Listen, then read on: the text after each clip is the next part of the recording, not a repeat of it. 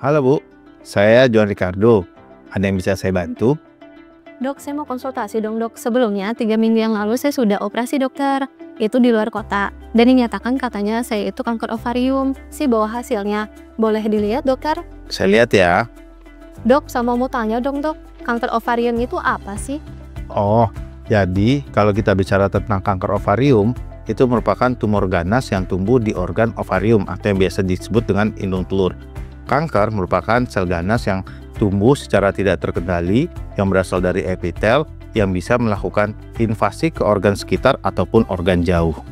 Oh gitu dok. Dok, sama mau tanya. Itu gejalanya apa sih dok? Karena saya sebelum didiagnosa kanker ovarium itu kayak nggak ngerasa apa-apa ya dok. Nah, jadi kanker ovarium ini masih merupakan silent killer Bu. Kenapa dibilang silent killer? Karena untuk stadium-stadium awal pada umumnya tidak memberikan gejala yang khas.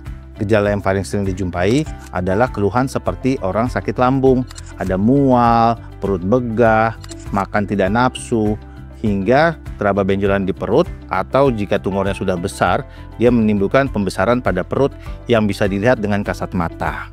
Wah, kalau kayak gitu serem banget dong dok.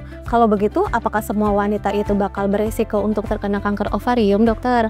Sama satu lagi dok, saya itu kan sering banget olahraga. Terus saya makan makanan sehat, makanya saya bingung dokter, kenapa saya terkena kanker ovarium? Nah, sampai saat ini Bu, belum ada penyebab pasti kenapa seorang perempuan itu bisa menderita kanker ovarium. Ada beberapa faktor resiko yang mengakibatkan seseorang itu bisa menderita kanker ovarium, yaitu 1. Faktor genetik atau keturunan. Bila si pasien dan anggota keluarganya memiliki riwayat kanker sebelumnya, baik itu kanker payudara, kanker usus, ataupun kanker pada organ kandungan lainnya. Atau faktor hormonal seperti haid yang terlalu cepat, menopause yang terlalu lama, riwayat infertilitas, ataupun riwayat penggunaan obat-obatan hormonal. Faktor lingkungan dan gaya hidup juga memiliki peranan penting seperti merokok dan kebiasaan pola hidup yang tidak sehat lainnya. Jadi memang semua perempuan memiliki faktor resiko untuk terjadinya kanker ovarium. Cara mendiagnosis kanker ovarium secara pasti adalah melalui histopatologi. Jadi seorang perempuan tadi harus dilakukan operasi terlebih dahulu. Akan tetapi sebelum melakukan tindakan tersebut, ada beberapa pemeriksaan lain yang dapat mendukung untuk kecurigaan tumor tadi ganas atau tidak.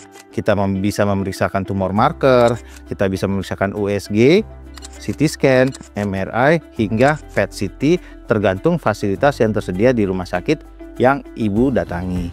Jadi gimana sih dok pengobatan kanker ovarium itu? Secara garis besar, pengobatan kanker itu terbagi atas 3, operasi, kemoterapi, dan radiasi. Khusus untuk kanker ovarium, pengobatan yang dilakukan adalah kombinasi antara operasi dan kemoterapi. Walaupun pada guideline terbaru, kemoterapi itu sudah dikembangkan ke arah targeted terapi dan juga imunoterapi. Jadi selanjutnya, pengobatan penyakit saya itu bagaimana dokter? Saya bisa sembuhkan dok? Nah, untuk ibu, karena baru melakukan pengangkatan 1 ovarium, tentu kita akan melakukan operasi ulang. Apa saja yang mau saya operasi? Karena ibu sudah memiliki anak yang cukup dan usia yang sudah cukup, saya akan melakukan pengangkatan rahim, pengangkatan ovarium sebelah, kemudian pengangkatan kelenjar getah bening mulai dari panggul hingga perut atau daerah para aorta, dan juga pengangkatan lemak usus atau yang biasa disebut sebagai omentektomi. Kenapa itu harus dilakukan? Supaya pada akhirnya kita bisa mengetahui adakah penyebaran ke organ-organ yang sudah kita operasi tersebut, sehingga kita bisa mengetahui ibu di stadium berapa, perlukah kemoterapi atau tidak tergantung hasil operasi kita nanti. Kalau untuk sembuh, semakin kecil stadium yang ibu dapatkan, peluang untuk sembuh semakin besar. Apalagi teknologi pengobatan saat ini sudah semakin canggih. Oh gitu dok, berarti pengobatan penyakit saya bisa dilakukan di sini kan dok? Pastinya Bu, fasilitas kami di sini sudah lengkap untuk menangani kasus yang ibu derita. Kita jadwalkan ya Bu. Oke dokter, terima kasih ya dok. Dengan senang hati Bu. Kanker ovarium merupakan suatu penyakit yang serius. Namun penyakit ini bisa dicegah sedini mungkin dengan menerapkan gaya hidup yang lebih sehat, seperti menjaga berat badan tubuh ideal, makan buah dan sayuran, melakukan pemeriksaan rutin berolahraga, dan lain-lain. Jika mengalami gangguan kesehatan, terutama pada bagian kewanitaan, jangan tunggu sampai parah. Segera konsultasikan ke dokter. Jika belum terdeteksi kanker, dokter akan memberikan rekomendasi langkah preventif untuk mencegahnya. Namun, jika terdeteksi kanker, dokter akan mengarahkan sahabat Mika untuk menjalani pengobatan yang tepat.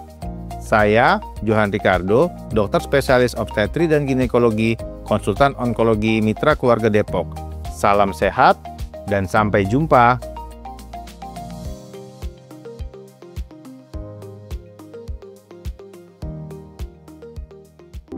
Mitra Keluarga, Life, Love, Laughter.